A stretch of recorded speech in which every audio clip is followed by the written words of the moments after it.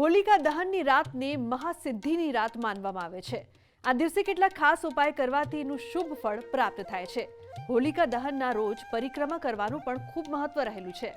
હોલિકા દહનની પરિક્રમા કરતા સમયે જો આપ કેટલાક ઉપાયો કરશો તો તમને થશે તેનો વિશેષ લાભ। હોલિકા દહન પહેલા કરો આ કામ। હોલિકા દહન પહેલા ખાડો ખોદતી વખતે તેમાં થોડું ચાંદી, પિત્તળ અને લોખંડ દાટી દો। આ પછી આ વિધિ પ્રમાણે હોલિકાની પૂજા કરો। જ્યારે હોલિકાની ભસ્મ ઠંડી થઈ જાય ત્યારે આ ધાતુઓને બહાર કાઢીને તમારા માટે એક વીંટી બનાવો અને શુક્રવારે તેને તમારી વચ્ચેની આંગળીમાં પહેરો। આમ કરવાથી દેવી લક્ષ્મી પ્રસન્ન થાય છે।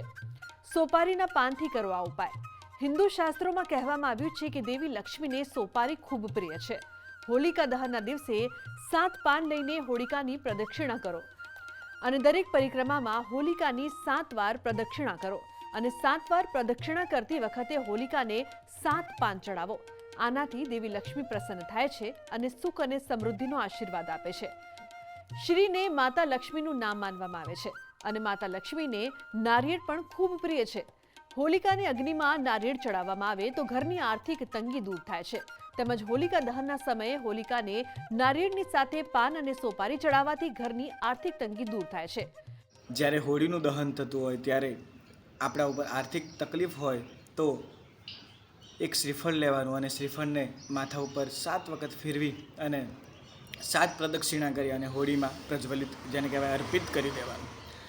એ દિવસે ભગવાન નારાયણની પૂજા કરવાની, ભક્ત પ્રહલાદની પૂજા કરવાની છે, અગ્નિનારાયણને વિશેષ વંદન કરવાના છે અને 1, 3, 5, 7ની સંખ્યામાં એની પ્રદક્ષિણા કરવાની છે।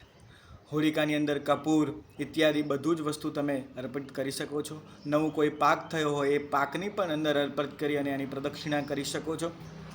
હોલિકા દહન થઈ જાય એના બીજા દિવસે જ્યારે એની જે ભસ્મ છે એ ભસ્મનો પણ વિશેષ ઉપાય બતાવ્યો છે।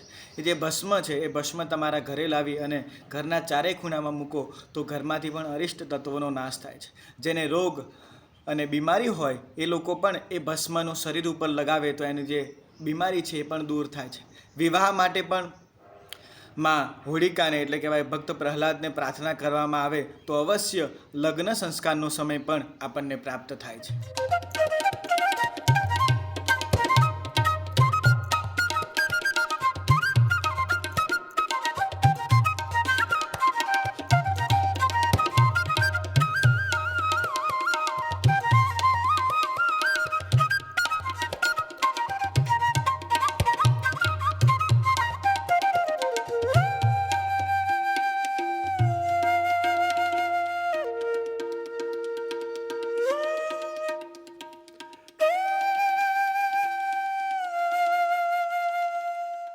તો આજના મારા આ અહેવાલમાં બસ આટલું। ફરી મળીશું એક નવી જાણકારીની સાથે, પરંતુ આ વિડીયોને આપ ખાસ લાઈક કરજો અને શેર પણ કરજો।